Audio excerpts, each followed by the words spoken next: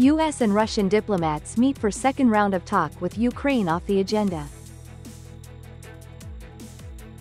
North Korea launches new strategic cruise missile and orders nuclear readiness. Accelerating state budget collection since the beginning of the year. You are watching today's news on NTV. My name is Nguyễn Thị and I will be your guide through today's latest update.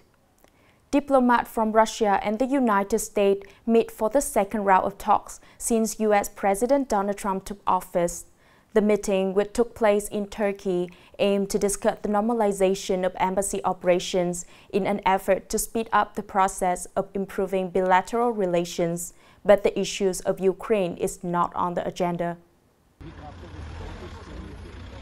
The 6.5-hour talk focused on personnel matters and visa. Earlier, both countries had expelled diplomats and restricted the appointment of new staffs at the embassies as part of a series of tit-for-tat measures, which has led to staffing shortages. In recent weeks, Russia and the US have stepped up bilateral contacts to thaw their relationship, including the first phone call between Russian President Vladimir Putin and US President Donald Trump since Trump took office, as well as the first senior official meeting in Saudi Arabia. The talks, though focused solely on diplomacy, are still seen as the first step in a process that could have profound implications for the entire Russian-American relationship. However, Ukraine and its European allies concerned that the rapprochement between Russia and the US might marginalize Ukraine and weaken its security.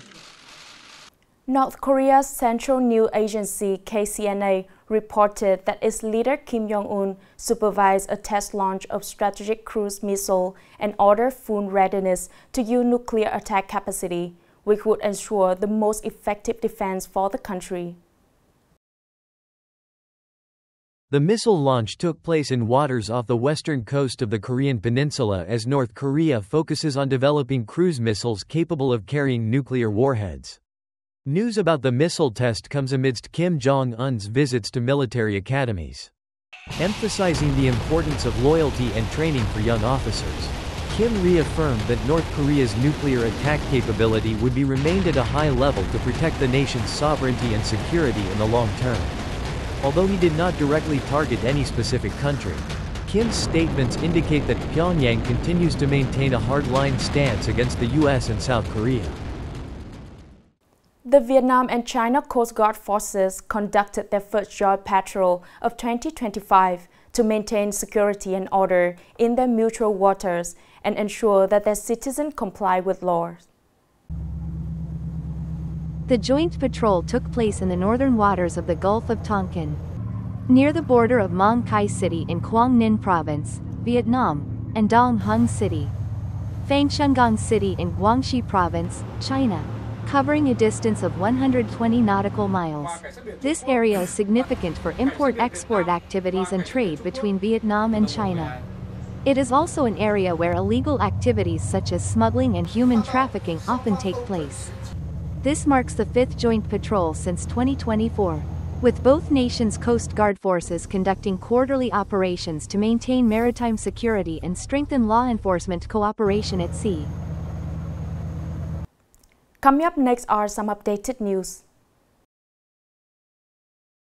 The chairman of the People's Committee of Nghệ An Province has directed departments, branches, and localities to build a growth scenario with the goal of GRDP growth at least 10.5% by 2025, aiming to bring Nghệ An to the top of provinces with high growth rates. To achieve this goal, provincial departments and localities must propose breakthrough and feasible solutions that are appropriate and ensure alignment with the province's overall objectives.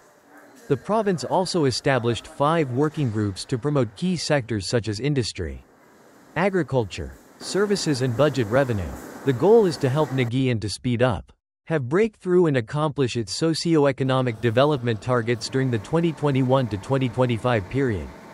In 2024, Nghệ An achieved a growth rate of 9.01%, with its economic scale surpassing 200 trillion Vietnamese dongs, marking an important advancement in economic development.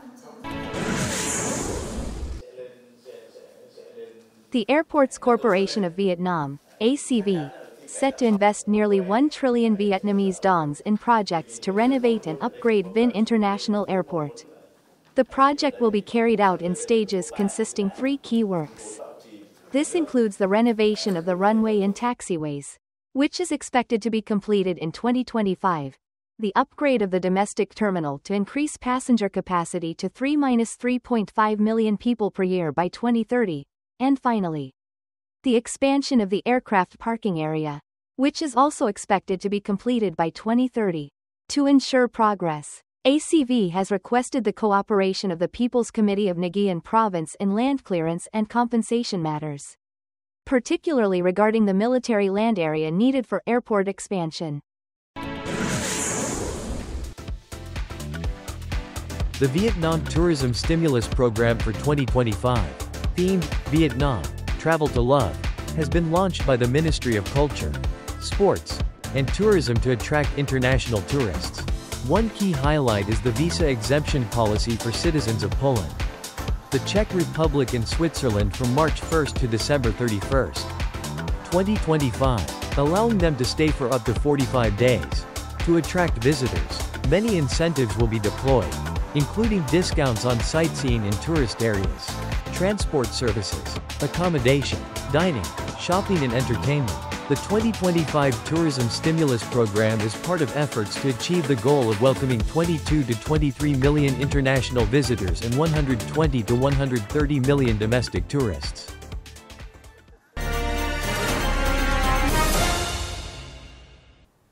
In 2024, the state budget revenue in Nghệ An province exceeded the set target, contributing positively to the overall achievement of the whole province. Contributing to the completion of the budget revenue target in 2025, the final year of implementing the Provincial Party Congress resolution for the 2020 to 2025 term. The Song Da Trong Son Joint Stock Company has many years of experience in producing and trading white stone powder for the export market. Despite facing numerous challenges and difficulties, in 2024, the company's export products saw significant growth, helping it exceed 105% of its state budget contribution target. The plan for 2025 is to continue expanding production with new investment projects related to the production and trade of white stone powder as well as local agricultural products to enhance business. The company also aims to increase the contribution of budget revenue for the locality. Despite the achievements, the task of collecting state budget revenue in Nghệ An province is still facing many difficulties due to both objective and subjective factors affecting the ability to exceed the targets set by the Provincial People's Council resolution, especially the ongoing issue of tax arrears. Our company operate normally, however, we have encountered challenges in terms of securing rental space, which has prevented us from fulfilling our state obligations. We hope that in 2025, we will be able to secure rental space and address our tax obligations to contribute to the state budget. According to data reported by the Nghệ An Tax Department, the total domestic revenue in January 2025 reached 3,167 trillion Vietnamese dongs, accounting for 20% of the estimate and 102% compared to the same period last year.